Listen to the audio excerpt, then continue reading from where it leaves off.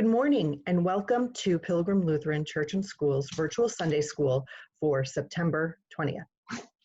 This week we're going to read the parable of the two sons in the vineyard. And just like last week, I would encourage you to hit the pause button when I am done reading so that you can talk about what you think the story means. I always ask that question, what does this mean? And so when I say that, hit pause, talk about it a little bit, and then type some ideas into the comments. And then you can unpause and listen to some ideas that I have.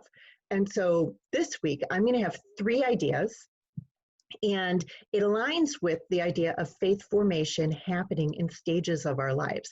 I think we can take away from this story 3 different things, and there are things that build upon each other throughout our lives.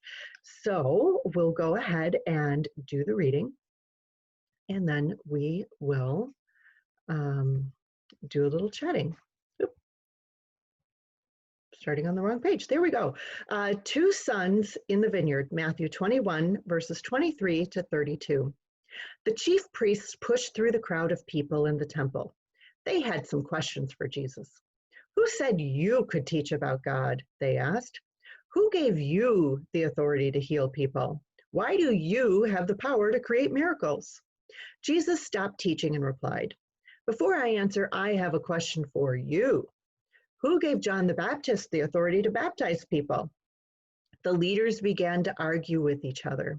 Was the right answer God or the people or something else? They answered Jesus, we don't know. Jesus frowned at the leaders who could not agree. Instead of answering the chief priests' questions, Jesus told them a parable. A father asked his older son to pick the grapes in the vineyard. No, Father, I don't want to, the son complained. Later, he changed his mind and he picked grapes for his father. Then the father went to his younger son. Will you please pick grapes today? Yes, Father, I'll pick grapes. But the younger son did not pick one grape. Jesus challenged the chief priests with this story. God hears our words and wants to see our actions too, he said. Words and actions go together. If you say you love God, show it in what you do. So, what does that mean? Go ahead and pause, think about it, and type in your comments. Okay, so I like to look at this from a couple of different ways. Number one is the first building block of faith formation when it comes to words and actions going together. And you've heard me say it before, and so I'll say it again. When you are part of a household, it is really helpful for everybody to have at least one chore that they do where they contribute to their family and their household. So I know all of the kids are kind of, Mrs. Everett, we get it. Are you just trying to help our parents and our caregivers to make sure that things are getting done? I guarantee you that's not the only thing.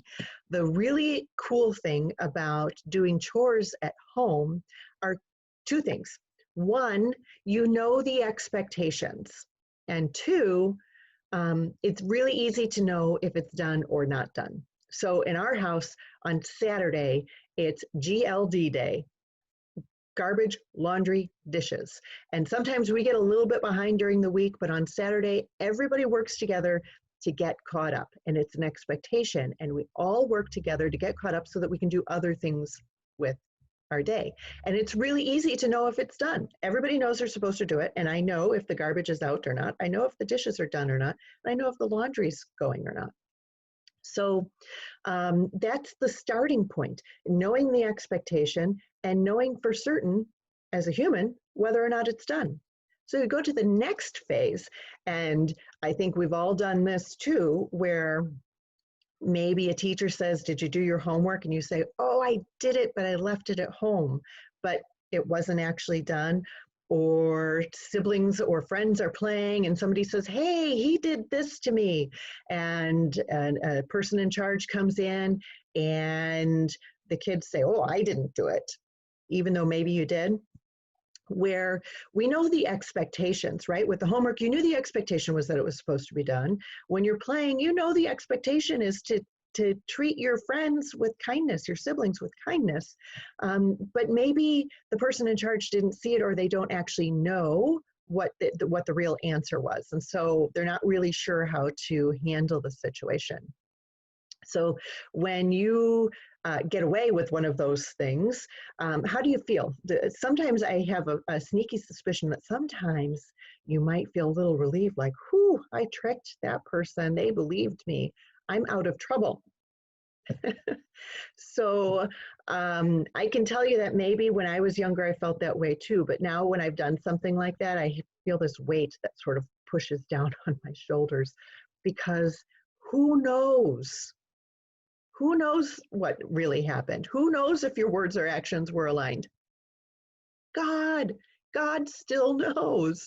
So we didn't actually get away with anything.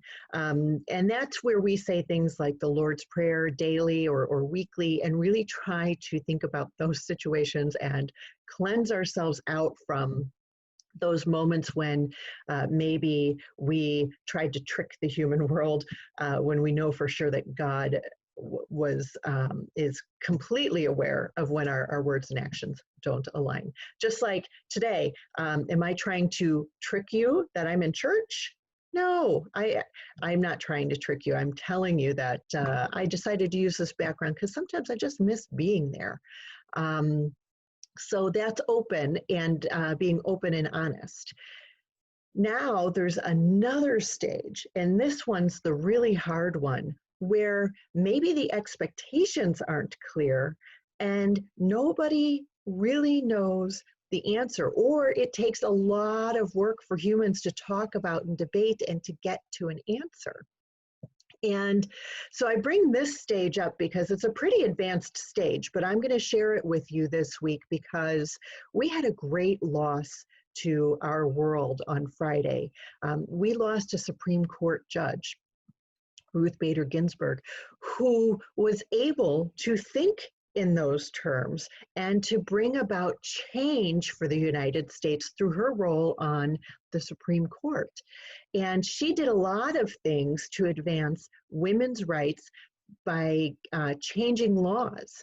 And that's incredible, because there was a time when our words said one thing, everybody is created equal, and our laws and actions said something else. Women actually didn't have all of the same rights that men did. We've only had the right to vote for 100 years.